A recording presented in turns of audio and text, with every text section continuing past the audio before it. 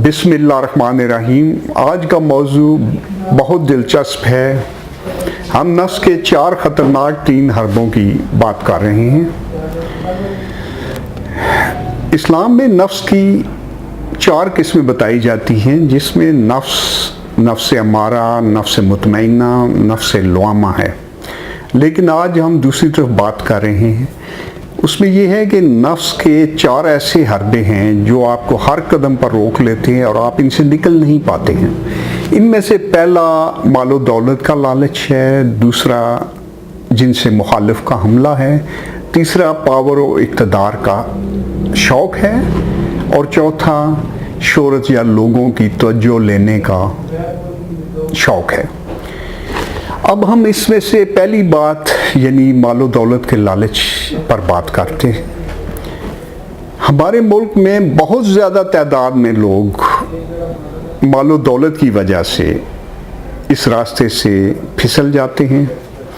बेशुमार रूहानी लोग, बेशुमार पीर आपको इसमें फंसे नज़र आएंगे। वो लोग ये समझ लें कि ये चीज़ और बाकी हर चीज़ आपको दे सकती है, लेकिन आपको रूहानियत के सफ़र में वापस ज़ीरो पे ले आती है। आपको पैसा कितना ज़रूरत है? आपने अपना किचन चलाना है, आपने बच्चों की स्कूलिंग के पैसे रखने हैं, आपने कोई बीमारी हो तो उसकी सूरत में थोड़ा सा रिजर्व पैसा चाहिए। इससे ज़्यादा आपको पैसा असल में ज़रूरत नहीं है। पैसे का अगर शौक़ है तो आप कहाँ जा पहुँचेंगे? आप अपनी सारी मेहनत ज़ाया कर बैठेंगे। अगर आप पैसे के शौक़ से निकल गए तो फिर आप मुख्तलिफ़ किस्म के जुओं और आसान रकम से भी बच पाएंगे। आसान रकम क्या है? मसलन अगर आपने कहीं बगैर मेहनत के पैसा कमा लिया, वो बगैर मेहनत का पैसा स्टॉक एक्सचेंज में डेली ट्रेडिंग भी हो सकती है, तो आप सारी उम्र उससे निकल नहीं पाएंगे। आपने बांडों के जुए में कहीं जीत लिए एक बार पैसा, चाहे आपने 30,000 जीते हैं, तो आप यकीनन 30 लाख से ज़्यादा उसी खुशी को वापस हासिल करने में दे देंगे। इसी तरह क्रिकेट का जुआ है, बहुत सी और चीज़ें हैं जिनमें हमारी यंग नस्ल फंसी हुई है। तो पैसे के शौक़ ख़त्म हो जाए तो आप ये सारे फंदे टूट जाते हैं। अब इसके बाद दूसरी चीज़ है जिसे आप जिन से मुखालिफ का हमला कहते हैं। ये हमला पहले से भी 10 गुना ज़्यादा ख़तरनाक है। मेरी एक दिन बड़े रूहानी बंदे से बात हो रही थी। वो कहने लगा कि 1 करोड़ रुपया मेरे मुरीद का कुछ नहीं बिगाड़ सकता है, लेकिन गलत 2 टके की औरत उसकी जड़ों में बैठ जाती है।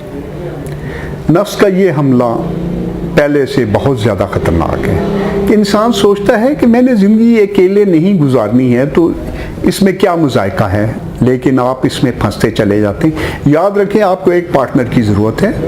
को इस्लाम ने 2 शादियों की भी इजाज़त दी है, लेकिन इंसाफ शर्त है। लेकिन आप ये ज़हन में रख लें कि अगर आपने इससे निकल कर कोई हरकत की, यानी आपने कोई गर्लफ्रेंड रख ली या कोई ऐसा ताल्लुक़ बना लिया, तो इस सिलसिले में आप झूठ बोलेंगे।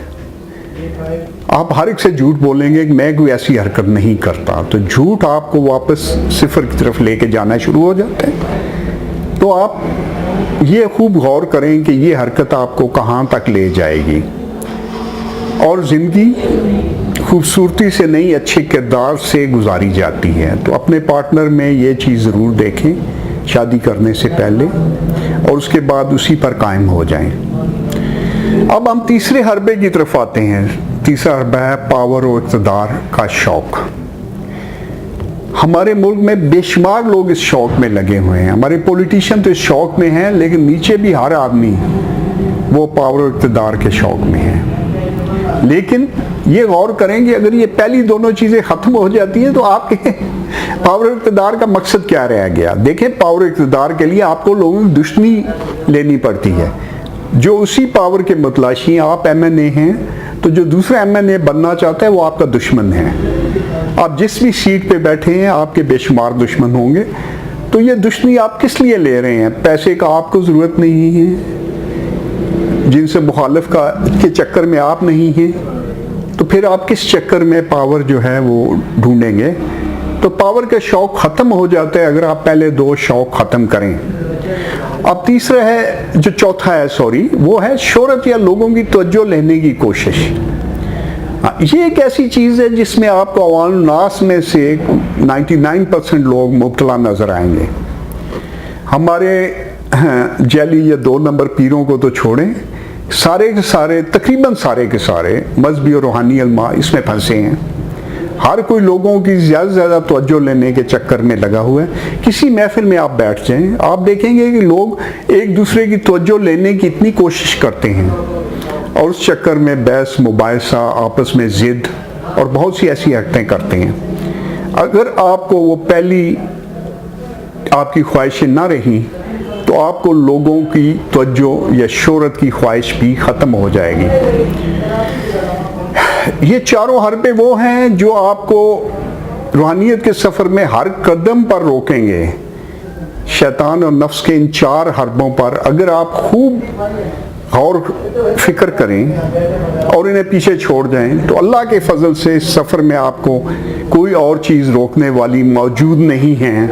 नफ्स के इन सारे हरबों से बचने की एक आसान तरकीब ये है कि आप घटिया ख्यालात रखने वाले लोगों की कंपनी से बचा करें, ज़्यादा मादियत पसंद लोगों से भी बचा करें और अच्छे बुलंद किरदार और हाई स्पिरिटेड लोगों की कंपनी में उठा बैठा करें।